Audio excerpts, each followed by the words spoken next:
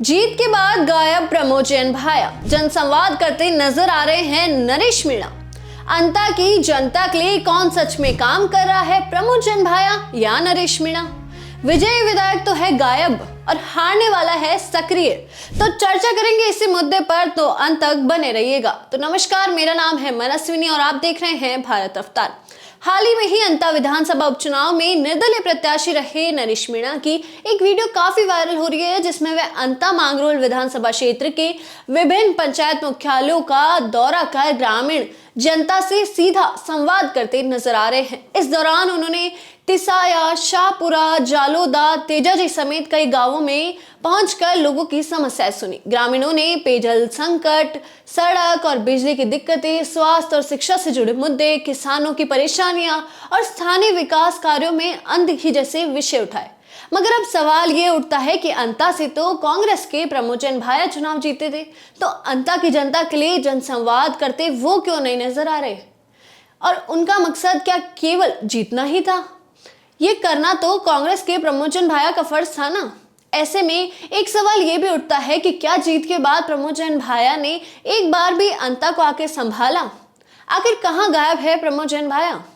हम सभी को याद होगा, जब हाल ही में ही प्रमोद जैन भाया ने शपथ ग्रहण की थी, तब मीडिया से बातचीत में उन्होंने ये तक कह दिया था कि मैंने तो कोई वादे ही नहीं किए।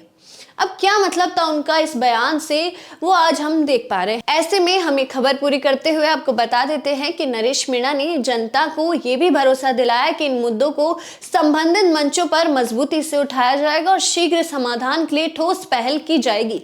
जनता से संवाद के दौरान नरेश मीणा ने अधिकारियों के रवैयों पर भी जोरदार टिप्पणी उठाई और उन्होंने कहा कि गलत रवैये वाले अधिकारियों से मेरी नहीं बनती। हालांकि नरेश मीणा के खुद के रवैये पर भी अक्सर सवाल उठते रहे हैं। उन्होंने ये भी कहा कि जो अधिकारी ईमानदारी से काम करते हैं उनके लिए वे हमेशा सहयोगी है, लेकिन जो गलत काम करने वाले हैं उनके लिए उनके खिलाफ सख्त रुख अपनाएंगे।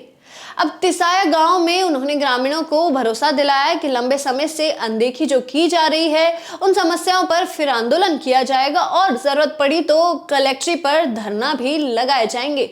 उन्होंने लोगों से कहा कि जब वे दफ्तरों में जाए, मोबाइल चालू रखे और अधिकारियों के गलत रवैये को रिकॉर्ड करे। अंता उपचुनाव में हारने के बाद ये नरेश मीणा का पहला क्षेत्रीय दौरा था, मगर वे काफी जगहों पर स्थानीय मुद्दों को लेकर धरने देते भी नजर आए थे। यही नहीं, उन्होंने ये भी कहा कि अब वे नियमित रूप से यहाँ आते रहेंगे और पैसों की राजनीति के खिलाफ ईमानदारी की आवाज बुलंद करेंगे। उन्होंने स्थानीय जनता से आगामी चुनावों में जागरूक होने और गलत कार्यों को रोकने की रिक्वेस्ट भी की। अब इस पूरे दौरे और जनता के संवाद के बाद सवाल ये उठता है कि क्या अंता मांगरोल क्षेत्र में अब राजनीति सिर्फ जीत और पद के लिए है, या असली काम और जनता की सेवा के लिए भी कभी होगी? जहां नरेश मीणा हार के बावजूद सक्रिय हैं और ग्रामीणों की समस्याओं को सामने रख रहे हैं, वहीं कई मौजूदा नेताओं की सक्रियता पर अभी भी संदेह है। जनता अब ये देख रही है कि कौन वास्तव में उनके हितों के लिए काम करेगा और कौन केवल राजनीतिक लाभ के पीछे है। आने वाले समय में क्षेत्रीय जनता की निगाहें उन नेताओं पर टिकी रहेगी जो सिर्फ भाषण और चुनावी दावों नहीं, बल्कि ठोस कार्रवाई से जनता के भरोसे पर खरे उतरेंगे।